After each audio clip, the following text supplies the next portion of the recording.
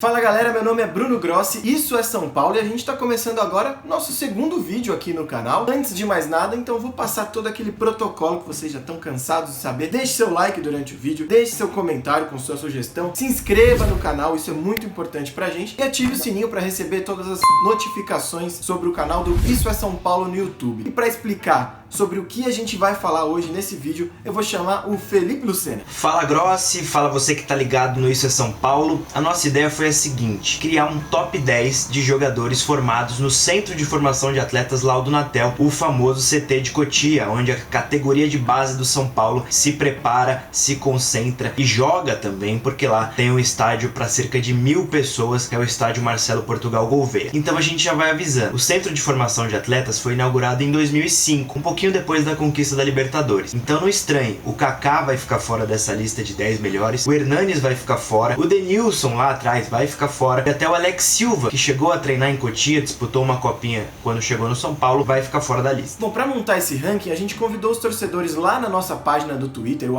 @IESPOficial, para eles deixarem um top 10 dos melhores de Cotia, dos melhores made in Cotia. E depois a gente fez esse mesmo pedido para jornalistas especializados na cobertura do São Paulo. Os votos dos torcedores valeram por 1 e os votos dos especialistas valeram por 2. O máximo que dava para atingir nesse ranking era 50 pontos. Então vamos logo começar esse ranking. Eu peguei aqui o celular para poder me ajudar, porque tem muito número, muita informação para passar para vocês. Vamos começar com o nosso top 10 made in Cotia. Roda a vinheta, diretor!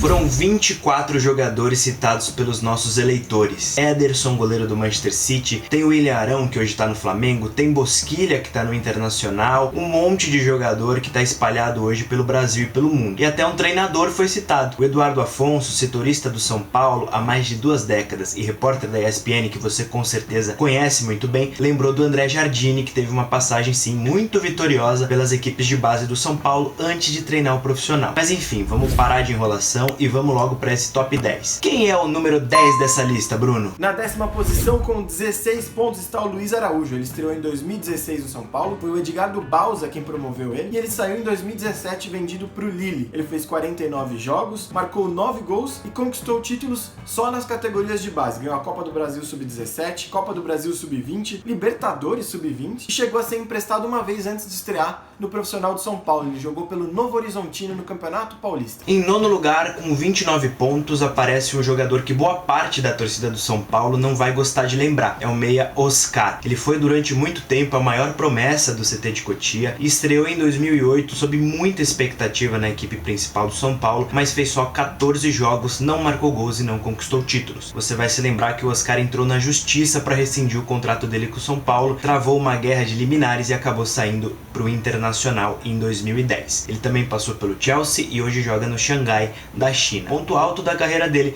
foi em 2014, quando disputou a Copa do Mundo no Brasil. Tem uma marca negativa no currículo, que é o 7-1 contra a Alemanha, mas o lado positivo é que ele pelo menos marcou o gol da seleção brasileira naquele dia histórico no Mineirão. Na 8ª colocação, um jogador que foi amado por uns, odiado por outros, Rodrigo Caio marcou 37 pontos no nosso ranking. Ele estreou em 2011 com o Paulo César Carpegiani de técnico. Ele saiu em 2019, quando foi vendido para o Flamengo, no fim daquele ano. Disputou 268 partidas, é jogo pra caramba nos dias de hoje. Marcou 13 gols e conquistou a Copa Sul-Americana de 2012 pelo São Paulo. Como curiosidade que a gente tem para falar, todo mundo já sabe, ele foi campeão olímpico enquanto defendia as cores do São Paulo e se envolveu em alguns problemas, primeiro de lesão, ele teve uma lesão grave de joelho, chegou a ter uma venda frustrada por problemas na negociação na época envolvendo diretoria, envolvendo Carlos Miguel Aidar, o presidente que acabou renunciando, e também teve aquele polêmico caso, aquele famoso caso do fair play, já enquanto o Rogério Ceni era o técnico em 2017, na semifinal do Campeonato Paulista contra o Corinthians. O 7º colocado com 39 pontos, e olha, 39 foi o número da primeira camisa que ele usou como profissional do São Paulo, é o Antony atacante de 20 anos que deixará de ser jogador do São Paulo em 1º de julho, porque já está vendido pro Ajax. Ele já conquistou um título de certa relevância no tricolor, que foi a Copinha de 2019, quando foi o melhor jogador. Logo depois ficou fixamente na equipe profissional, onde já disputou 52 partidas e marcou 6 gols. A estreia dele no profissional foi até um pouco antes,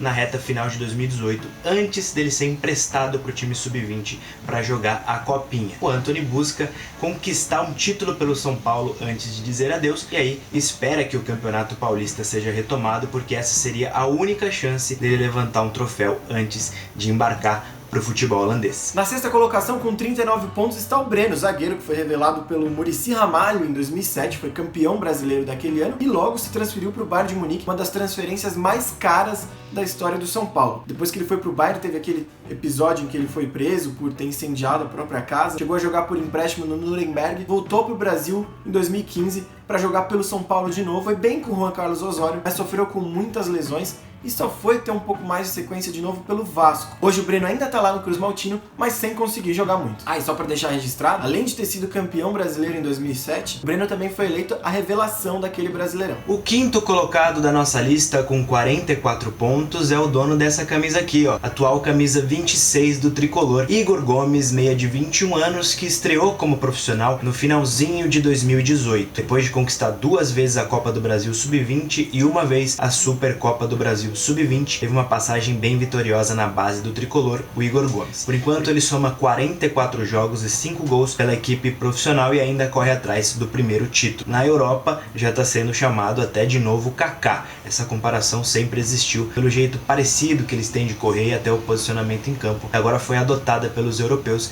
que noticiaram na última semana que o Real Madrid tem interesse na contratação dele. O torcedor do São Paulo obviamente espera que ele demore para ir embora do clube, e o próprio clube, a diretoria, vai tentar segurá-lo pelo menos até o fim do ano, mesmo que a negociação com o Real Madrid ou com qualquer outro clube seja efetuada no meio da temporada. E na quarta colocação, com 48 pontos, só 2 pontinhos abaixo do pódio, ficou o David Neres, ele que foi revelado em 2016 pelo Ricardo Gomes. No comecinho de 2017 ele foi vendido ao Ajax sem nem jogar com o Rogério Ceni, foram só 8 jogos pelo São Paulo e marcou 3 gols. E por ter feito só 8 jogos é que ele não conseguiu chegar no nosso pódio. O Arnaldo Ribeiro, comentarista do Sport TV e que tá aqui no YouTube também no canal junto com o Tirone, ele achou que 8 jogos era uma amostragem muito pequena para poder votar no David Neres, apesar de todo o talento, e por isso o top 3 ficou assim, ó. Chegamos ao pódio e chegamos às unanimidades. Em terceiro lugar, com 50 pontos, ou seja, citado por todas as pessoas que a gente ouviu, Éder Militão, volante, zagueiro, lateral direito, um jogador multifuncional que o São Paulo revelou lá em Cotia. Ele estreou em 2017, saiu do clube em 2018 para o Porto e hoje joga no Real Madrid. A passagem do Militão pelo São Paulo deixou no torcedor aquele gostinho de quero mais. Foram só 57 jogos e 4 gols marcados. Ele não conquistou nenhum título com a camisa do clube e é por isso que ele fica atrás dos outros 2 jogadores que foram citados por todo mundo na nossa disputa e que você vai saber já já. Mas o Militão já conquistou uma taça muito importante na carreira dele, que foi a Copa América de 2019 pela seleção brasileira no Maracanã. Chegou a hora de anunciar os vencedores desse primeiro ranking feito aqui pelo Isso é São Paulo. Agradeço mais uma vez a votação de vocês no Twitter, agradeço aos colegas jornalistas que também contribuíram com essa votação, e na segunda colocação, apesar de ter ficado no primeiro lugar de bastante gente, quem ficou em segundo foi o Casemiro com 50 pontos. O nosso critério aqui, como os 2 têm títulos pelo São Paulo, que foi o que deixou o Militão para trás, foi usar a quantidade de jogos e gols pelo São Paulo. Então, nesse quesito, o Casemiro fica na segunda colocação. Lembrando que ele foi promovido em 2010 pelo Ricardo Gomes, estreou com o Paulo César Carpegiani ali, junto com o Lucas, foi super bem naquele começo, mas acabou saindo em 2013 pro Real Madrid B, sem muita moral, tinha muito problema de disciplina, tinha gente dentro do São Paulo que não gostava dele, mas no Real Madrid, primeiro no Porto, no empréstimo, e depois no Real Madrid, o Casemiro mostrou que é um dos melhores jogadores do mundo, já tem uma Copa do Mundo disputada no currículo, é jogador frequente na seleção, chegou a ser capitão da seleção brasileira e é considerado pelo Zinedine Zidane o principal jogador do Real Madrid. Casemiro disputou 111 jogos pelo São Paulo, marcou 11 gols, foi campeão da Copinha de 2010 e da Copa Sul-Americana de 2012. O Real Madrid ele é tetracampeão da Champions League e tricampeão mundial. Que rufem os tambores, porque aí vem o campeão.